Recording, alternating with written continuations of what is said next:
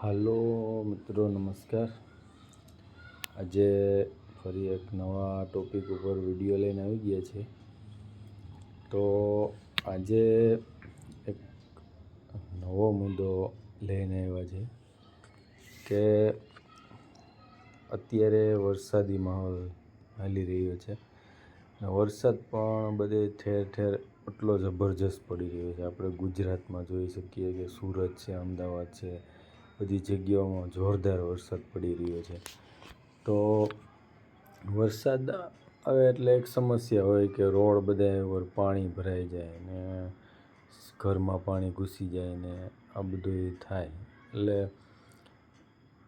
આજે એક મુદ્દો મારા સામે આવ્યો, મારા ધ્યાને આવ્યો છે, એટલે તમને કહું છું કે આજે આપણે રોડ ઉપર ચાલીએ છીએ વાહનો લઈને, તો તમને ખબર છે આપણે એક વાહન ખરીદીએ, ધારો કે તમે એક બાઇક ખરીદી હોય તો એ બાઇકની તમે રોડ ટેક્સ ભરેલા હોય, સ્ટેટ જીએસટી ભરેલો હોય, સેન્ટ્રલ જીએસટી ભરેલો હોય. બાઇકની કિંમત 70-80 હજાર રૂપિયા હોય અને એ તમને પડે 1 લાખ રૂપિયામાં કે 1.25 લાખ રૂપિયામાં. તો વિચાર કરો તમે, સરકાર આપણી પાસેથી કેટલો ટેક્સ વસૂલે? 20-25 હજાર રૂપિયા ટેક્સ, રાજ્ય સરકારને, કેન્દ્ર સરકાર. તો એ ટેક્સ આપણી પાસેથી રોડ ટેક્સ, જીએસટી બધું લે છે. તો એના બદલામાં આપણને આપે છે શું? ચોમાસાનો એક વરસાદ થયો નથી કે રોડમાં ખાડા પડ્યા નથી ને રોડ નદીઓ બન્યા નથી, આપણે હાલવાના ફાંફા.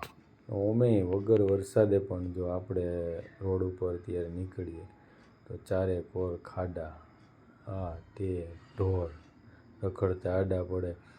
કોઈ ટેક્સ આપણે ભરીએ છીએ એનો વળતર આપને ક્યાંય મળતું એવું દેખાતું નથી. કારણ કે વરસાદ આવે ત્યારે તો અનેક સમસ્યાઓ આવે, રોડ રસ્તાની ને બધી. આપણે બીજી એક વાત કે બાઇક ખરીદીએ તો આપણે નગરપાલિકા કે મહાનગરપાલિકાની હદમાં આવતા હોય તો એ પણ આપણી પાસેથી અલગથી ટેક્સ લે, 1500-2000 એવો એનો જે આપણે ફિક્સ નથી કહેતા પણ એનો જે રેટ હોય એ પ્રમાણે એ લે જ છે. તમે એક બાઇક ગામડાના કોઈ શોરૂમમાંથી મહાનગરપાલિકા કે નગરપાલિકાની બહાર હોય ત્યાંથી ખરીદશો તમને 2000 રૂપિયા સસ્તું પડશે બાઇક. અને સિટીમાંથી ખરીદશો નગરપાલિકાના ઇલાકામાંથી, મહાનગરપાલિકાના ઇલાકામાંથી, તો તમને 2000 મોંઘું પડશે. કારણ કે ત્યાં મહાનગરપાલિકા, નગરપાલિકા તમારી પાસેથી 2000 રૂપિયા ટેક્સ લે. એ ટેક્સ છે ને ભાઈ, આપણે સિટીની અંદર રખડીએ, રોડ રસ્તા એના યુઝ કરીએ એનો ટેક્સ. તો સિટીમાં તો એક વરસાદ 2 ઇંચ 5 ઇંચ પડ્યો નથી ને ખાડા થયા નથી, ધબાધબી બોલી નથી, તમારું ગમે એવું બાઇક હોય તો એ ખાડામાં જ પડવાનું. તો કહેવાનો મતલબ એ છે કે આપણે કોઈને કોઈ વસ્તુ ખરીદીને સરકારને ટેક્સ પે કરીએ છીએ પણ આપણે એના વળતરમાં સુવિધાનું કંઈ મળતું જ નથી. ઓનલી ફોર ખાડા અને રોદા જ ખાવાના છે. આપણે ધારો કે કોઈ પણ વસ્તુ ખરીદી એમાં જીએસટી લાગવાનું છે. તમે કપડાં ખરીદો તો જીએસટી લાગે, તમે ઘર વખરીનો કંઈ સાબુ ખરીદો તો જીએસટી લાગે, તમે બાઇક ખરીદો તો જીએસટી લાગે, તમે પેટ્રોલ ખરીદો તો જીએસટી લાગે, તમે ટાયર ખરીદો તો જીએસટી લાગે. જે કાંઈ પણ વસ્તુ ખરીદો તમારે જીએસટી તો પે કરવાનો છે. ડાયરેક્ટલી અથવા ઇનડાયરેક્ટલી તમે ટેક્સ આપો જ છો સરકારને. તો સરકાર ઉલટાનું આપણે હાઈવે ઉપર નીકળ્યા હોય તો ટોલ ટેક્સ પણ ભરો.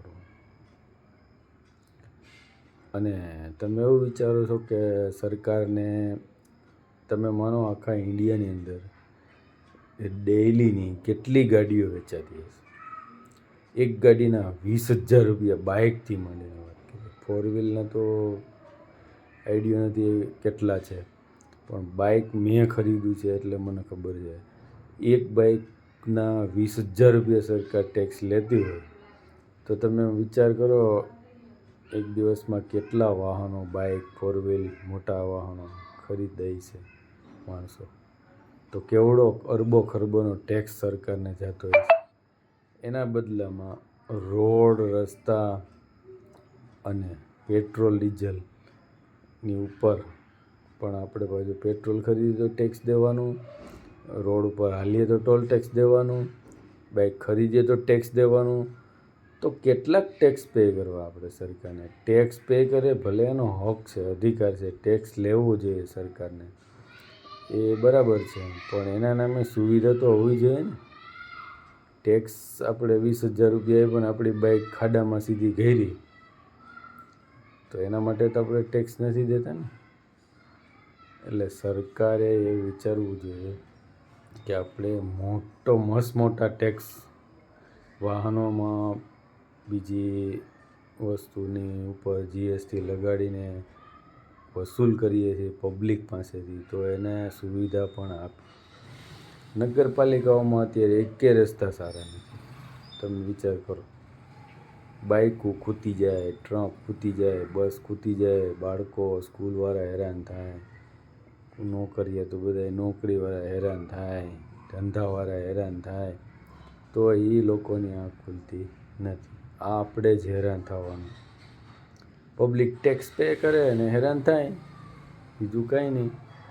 આપણે એમ નથી કહી રહ્યા કે કેન્દ્ર સરકાર કામ નથી કરી રહી કે એ લોકો કંઈ ધ્યાન નથી દે, પણ સ્થાનિક લેવલે જે કંઈ પણ નાના નગરપાલિકાથી માંડીને, બધા કોર્પોરેટરથી માંડીને, ધારાસભ્યથી માંડીને બધા લોકોને આમાં ધ્યાન દેવું જોઈએ કે સરકારવાળો ટેક્સ પબ્લિક પાસેથી વસૂલ કરે છે, એને સામે એને સુવિધા મળવી જોઈએ. એટલે આજનો આ મુદ્દો તમને ગમ્યો હશે, સારો લાગ્યો હશે. ઘણાને આ ખબર નહીં હોય કે આ ટેક્સ આપણે ભરીએ છીએ, એ આટલો મોટો ટેક્સ, બિલ પણ નહીં જોયો હોય ગાડીના કોઈ ઘણી વખત. એવું બને કે તમે નવી ગાડી ખરીદી હોય, તમે બિલ ચેક પણ ના કર્યું હોય, બિલ જોયું પણ ન હોય. તો મિત્રો, આ રીતના એક આ મુદ્દો મારા ધ્યાન ઉપર આવ્યો એટલે તમારી સમક્ષ વિડીયો બનાવીને રજૂ કર્યો છે. સારો લાગે વિડીયો તો શેર કરજો, સબસ્ક્રાઈબ કરજો ચેનલને. આવા નવા વિડીયો હું અવનવા મૂકતો રહીશ. ફરી નવા વિડીયો સાથે મળીશું. જય ગરવી ગુજરાત, જય હિન્દ.